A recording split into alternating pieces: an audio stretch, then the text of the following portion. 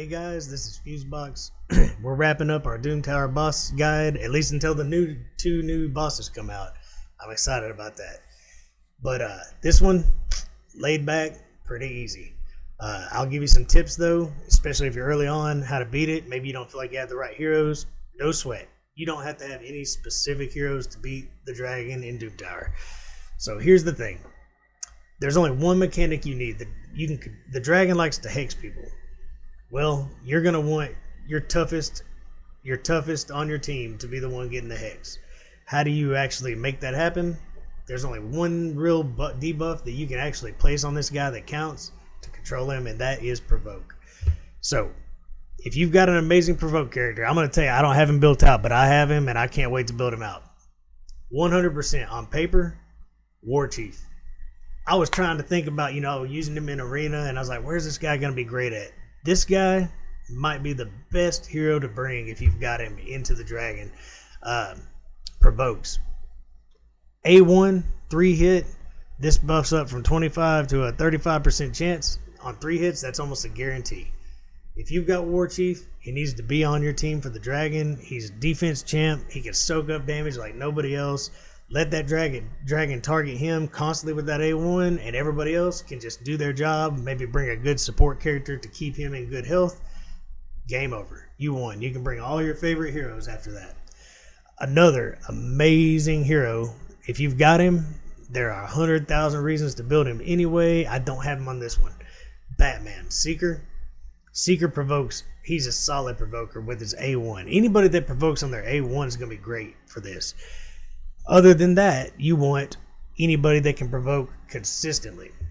I've got Solus on my other account. He has multiple ways to provoke. His A2, his A3. Anybody that can provoke on multiple hits. Molly Tankard's really good at getting back around to her provoke. And if you're struggling to keep a provoke up, bring 2 of them. Bring 2 provokers. There is a rare called Sentinel. I believe he's a barbarian. He looks like a samurai, but this dude, he's an amazing provoker. If you need a provoker, build up a Sentinel from the barbarian faction. He's absolutely great. There are plenty of provokers, but build them up as tanky and healthy as you can. Make sure they can take on that dragon's attack while everybody else just chills and kills, right? So, what can you do if you really don't have an amazing provoker?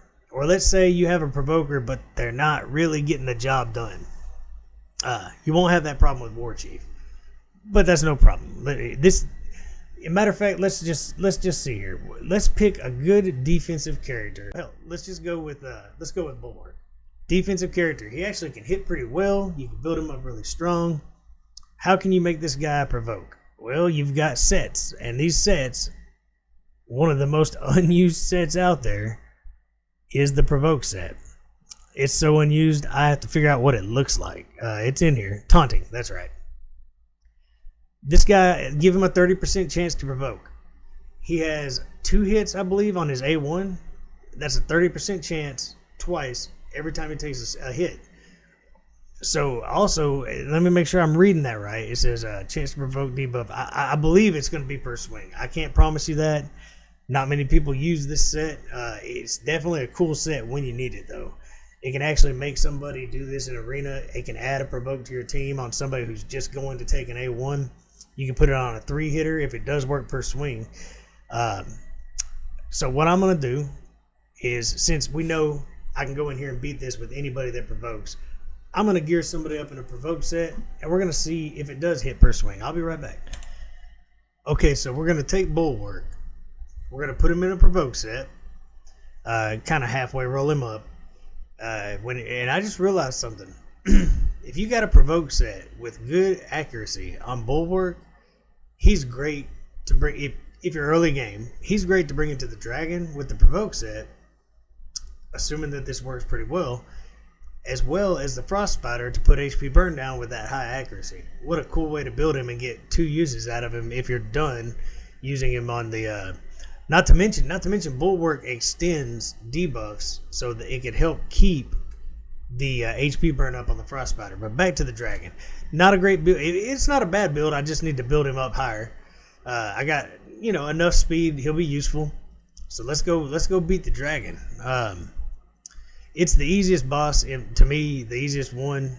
But having a provoke, it's not going to remain easy. All right, the dragon's not going to roll over for you later on when you get higher up in the Doom Tower. Where is the way they rotate these things? So we got to go all the way down to here.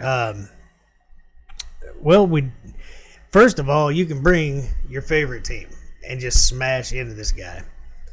And I mean, bring a support, bring somebody to kind of help keep you alive, and let's find our bulwark and let's put him to work, right?